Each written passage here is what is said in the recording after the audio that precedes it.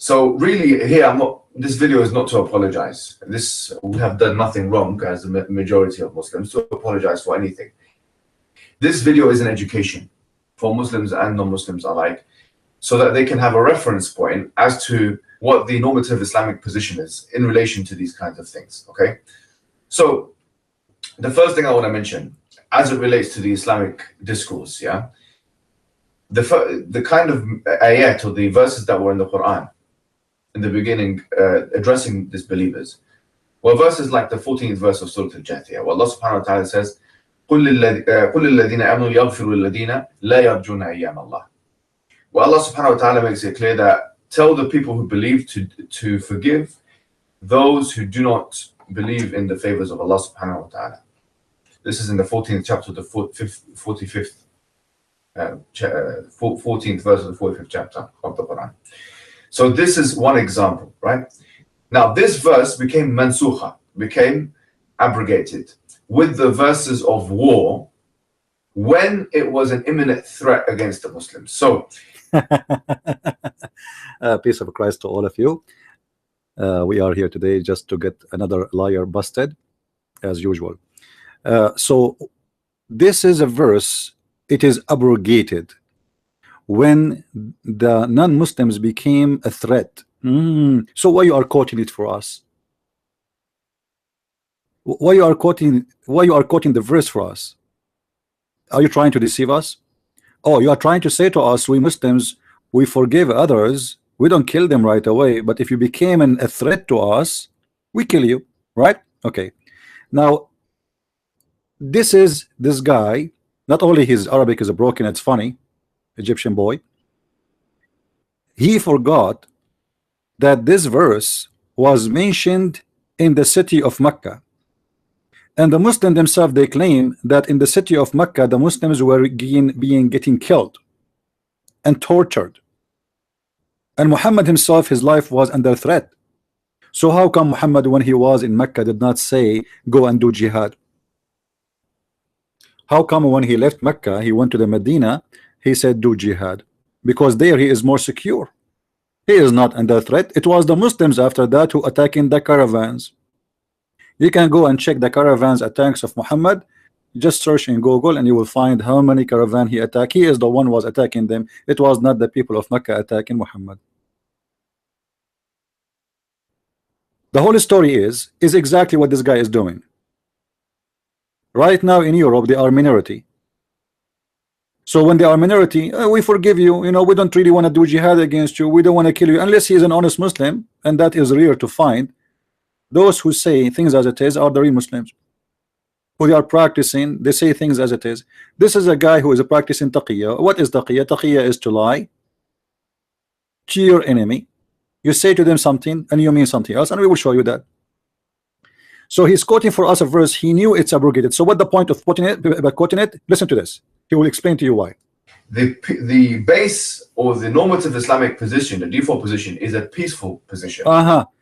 This is a big fat lie, because he forgot to mention to you that Islam has stages.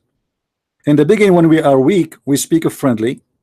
Then when we have strength, we prepare ourselves and we attack you. Let us see what Muhammad he says, and let us see how Muslims, they killed Muslims. Are Muslims a threat? Is a Muslim a threat to a Muslim?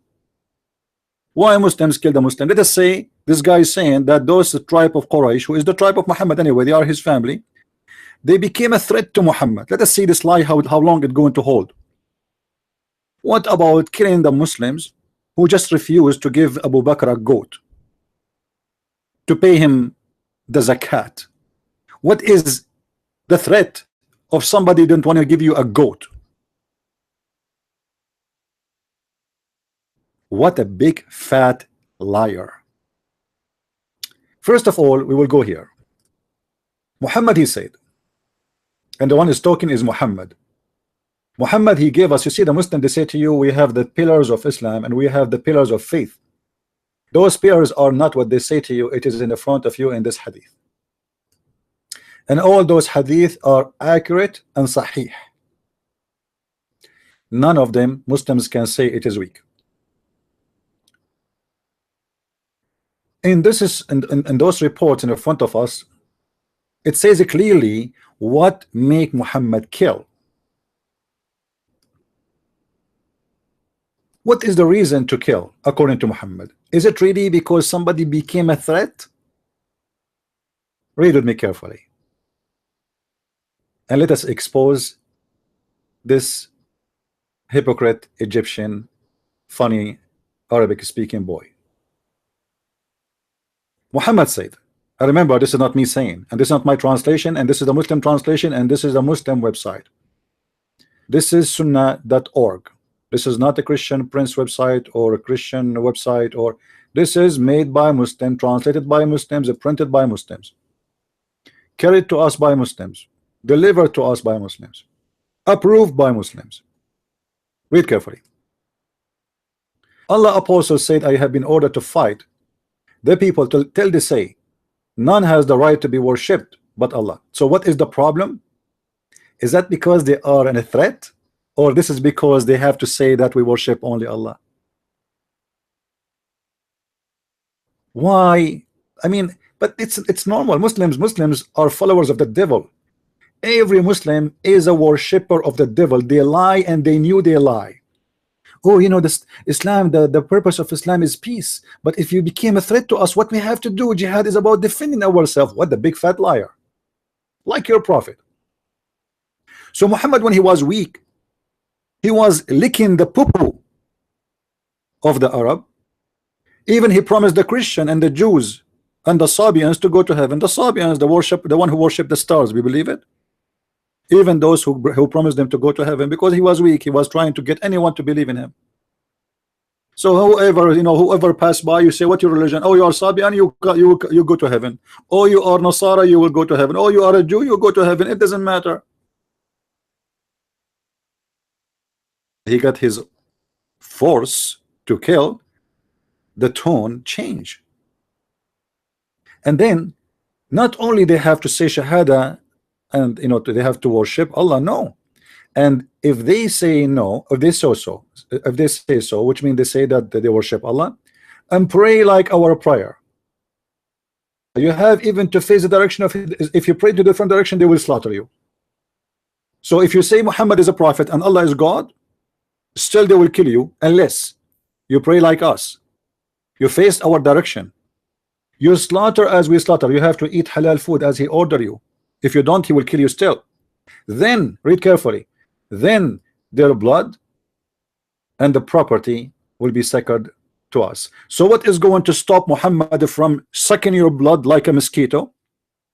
Is you say he is a prophet, praying as he pray, paying him the zakat, slaughter as he slaughter, and then and only then your blood and your property. And look at the word of property here.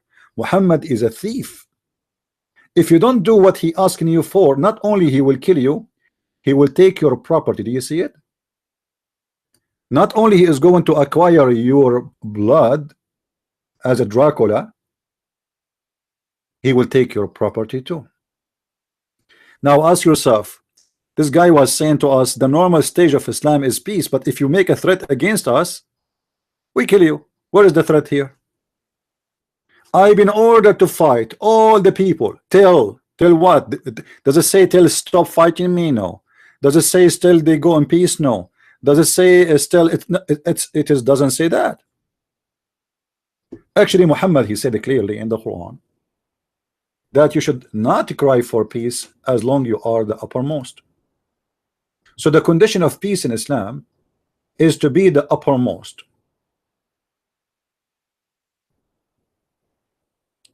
If you are the uppermost, if we go to the Muslim website, hold on.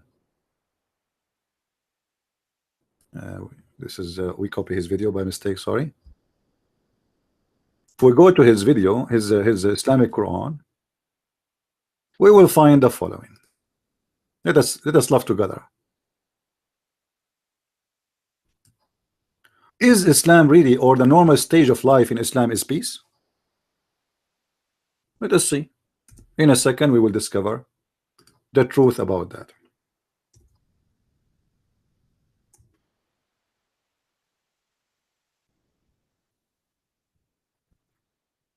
I challenge this Abdul if he have the courage to debate me, but for sure he will never dare to do so, as usual. Huh? All right, let us see what the Quran say. This is the Muslim Quran, and this is the Muslim translation, chapter 47, verse number 35. Even the chapter name is the chapter of the peaceful, loving Muhammad. What this chapter says. 5. Read with me carefully. Be not weary and faint hatred, crying for peace. What? I thought the normal stage of Islam is to cry for peace. No. You cry for peace only when you are not the uppermost, which means when you are not strong. Like now they sign, like his country, Egypt, they sign a peace agreement with the Israeli. Why? Because each time they attack them, they beat the hell of them. So they find there is no way to survive unless we sign a peace agreement with the Jews. Otherwise, everybody knows that every Muslim, he loves to kill every Jew in this earth. So cry not for peace when you are the uppermost. So what is the condition? And to be in peace or not in peace? If you are the uppermost, Allah is saying to them, why you want to go for peace? Are you stupid? Kill them all. Which means, if you are not the uppermost, is this the only situation where you can be in peace with those non-believers? And why? How I'm going to be in peace with them if I'm going to kill them later? It is temporarily peace. This is why if we go in chapter 3 verse number 28, chapter 3 verse number 28, you see, first of all, this is the verse he quote for us. It says here clearly that this is the verse Muhammad he gave before his migration out of the Medina to Medina. in this scenario here, Muhammad was weak. He have only a panty without diaper. So here he is a very weak person, and now he speak about forgive them. I mean, they don't like us. They don't, they don't believe in us. Forgive them. Forgive them from what? They did not do anything. But because now he have to play that he is a mosquito. He is the one anyone can spank him. He is weak. But later when he went, he commanded to fight the disbelievers. The disbelievers, all of them. Not, like, did Muhammad fight only the people of Mecca? Muhammad, he sent the 3 letters to 3 kings. Have nothing to do with Muhammad. They never met Muhammad. They never attacked Muhammad. What about the attack of Tabuk? Muhammad, he took an army. He threatened first the Caesar of the Roman, saying to him, convert Islam to Islam, convert to Islam and you will be saved, otherwise I will slaughter you. And this is why the hadith says, we showed you, that I've been ordered to kill all mankind. You see in Arabic it says uqatil. Uqatil is not to fight. Uqatil is mean to fight, to kill, coming from the word qatala. So I've been ordered to fight, to kill, until there is no people around me. Don't accept me as a prophet, and don't pray as Muslims, and don't worship Allah, and don't pay zakat, and if you don't pay zakat, I will kill you too. You have to pay me. Read with me here carefully. The messenger of Allah said, I have been ordered to fight against the people, which means all kind of people, all mankind, until they testify that there is none to worthy to worship except Allah, and Muhammad, he is a prophet. So the Muslims, they lie to us. They say the purpose of Islam is to worship Allah. It's a lie. The purpose is to worship Muhammad. Muhammad, he have to put his name with the name of his God. And the Muslims, they say to us, you Christian, you associate the name of a man with the name of God, when the Muslims, they put the name of Muhammad with the name of their God, and yet they say they believe in one God. But the fact, the purpose is Muhammad. Because if you say I believe in Allah, it is not an enough reason not to be slaughtered. You will be slaughtered. You have to say you believe in Allah and in Muhammad, and then after that you establish the prayer, and then you pay the zakat. This is why we see that Umar al-Khattab, sorry, Abu Bakr, he launched a war, and he said, even if they hold from me a robe, you know what a robe? I will kill them, even if they are Muslims. Even if they are Muslims and they hold from me a rope. Read with me carefully. Abu Huraira said, when the Messenger of Allah SAWSSFMBM died, Abu Bakr was made his successor after him. And certain Arabic clans, apostates. Umar ibn al-Khattab said to Abu Bakr, how can you fight with people until they say there's no God but Allah? See, they believe in Allah. But still you have to kill them. They are not a threat. They are not attacking them. It is the Muslim who launched the war. But what the purpose? Look what he said. And people have to agree with him. So whoever says there, he has protected his property. See? So why they are protected? Why Umar is saying to him, you should not kill them? Because they say that Allah is God. This is the understanding of Umar. So this is mean those people, they are forced to convert to Islam, and now they heard Muhammad is dead. This is why they became an apostate, for they thought, okay, now we are free, the scam is gone, the scam founder is gone, and we can leave Islam. So they decide to leave Islam. Look what Abu Bakr he said. He continues saying, his person from me, except for what due from him, and his rocking is left to Allah. So Abu Bakr answered, he said, I swear by Allah that I will certainly fight those who make a distinction between the prayer and the zakat.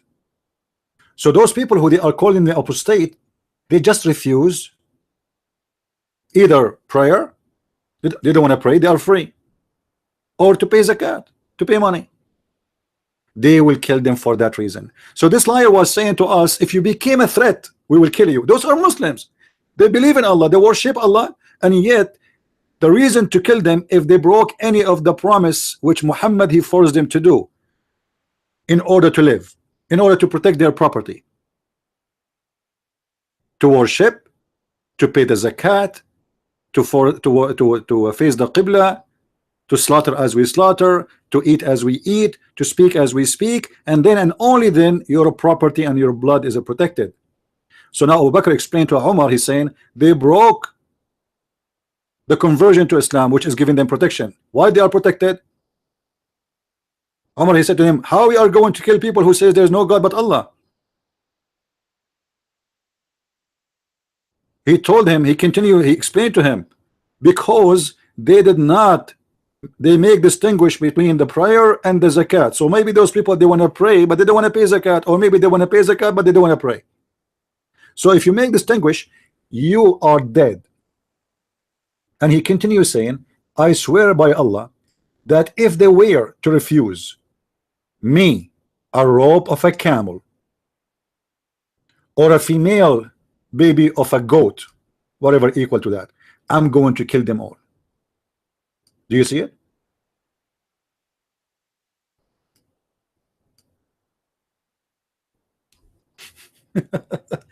So the liar was saying to us, we Muslims, we fight only if you fight us. Those did not fight him, and those are Muslims.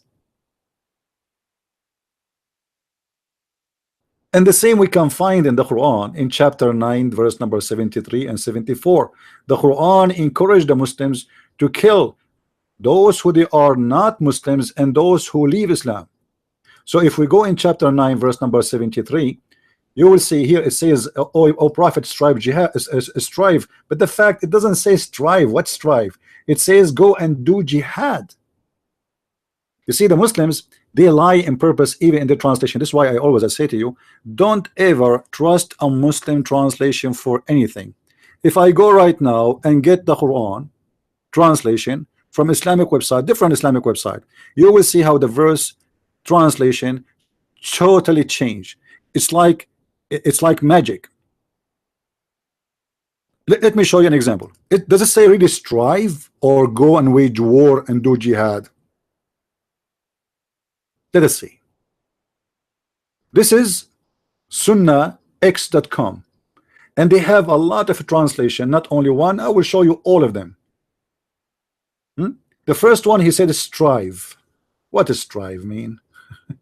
Fast?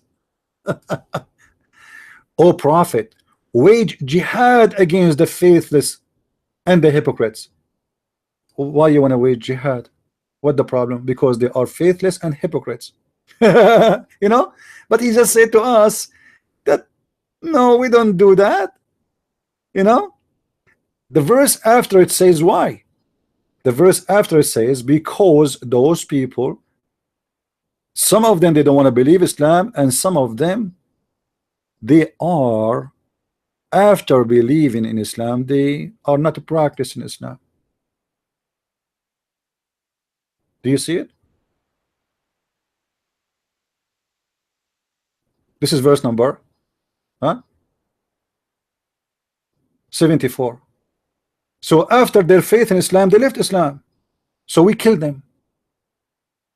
For they renounced the faith after their Islam.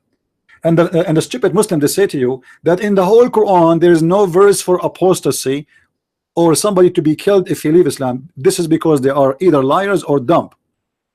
Chapter 9 verse number 74 says it clearly. Chapter 9 verse number 73 and 74 is speaking about doing jihad and killing anyone who don't believe in Islam, or he is a Muslim who is leaving Islam. And this is why we saw the story of Abu Bakr. However, this guy is practicing what is called taqiyya, and I will finish with this to make it simple for you. In chapter 3 verse number 28 in the Quran, it says clearly that the Muslim, he can speak to you in a friendly way, which means he can announce to you in news you like, you know, in news you like to hear. And then, but in his heart, the story is different. The Quran says in many places, chapter 5 verse 51 says, take not Christians and Jews as a friends. Take not Christians and Jews as a friends. Chapter 3 verse 28 says, take not anyone is not a believer as a Christian, or anyone as a friend. But in the same time, it's explained to you what you can do. It says the one who is sincere, who take them as a friend, he have no honor, he have no connection with Allah, he have no protection, no mercy, which means the Muslim should kill him, for now he became an apostate.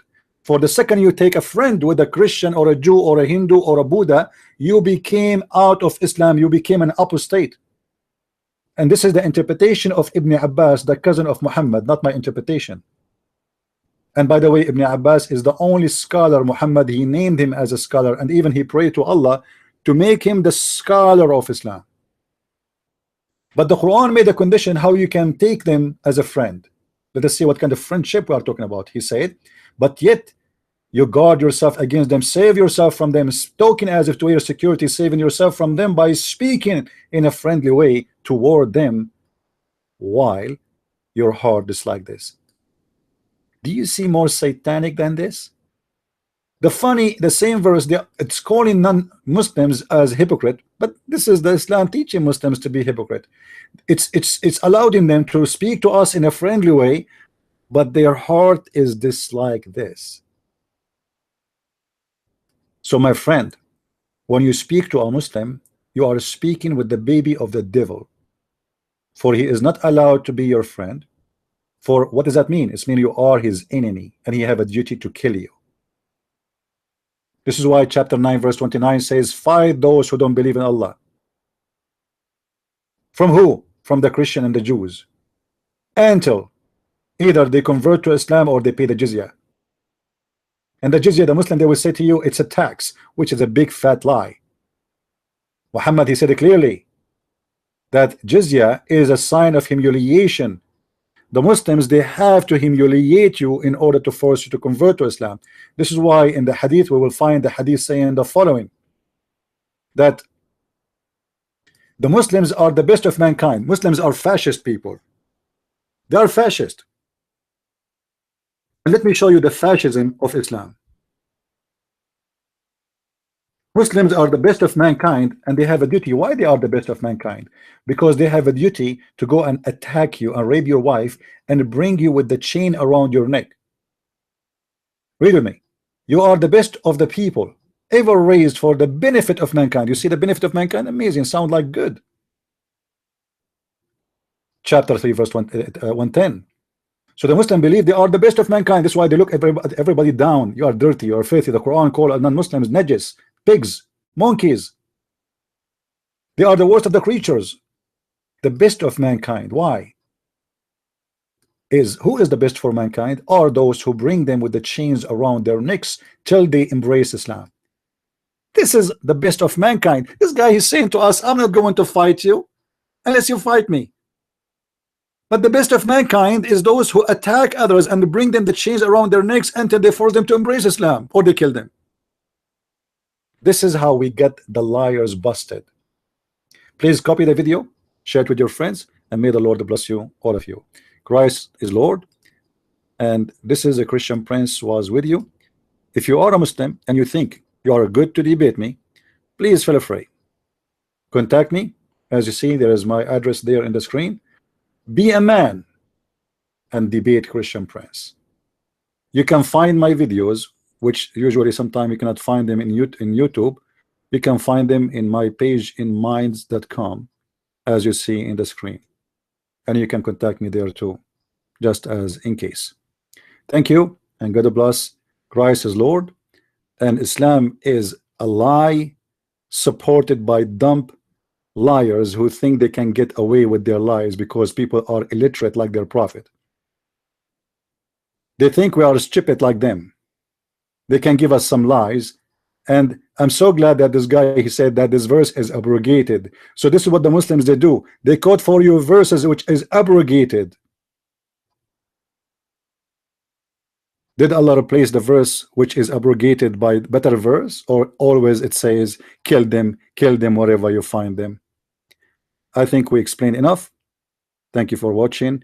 Please download the video, share it in your channel, and be a man if you are a Muslim, and stand up and accept the challenge to debate me. And I say that to this man who made this video, who he claimed that he knows Islam, but the fact even he cannot even quote the Quran correctly. Thank you very much, and God bless.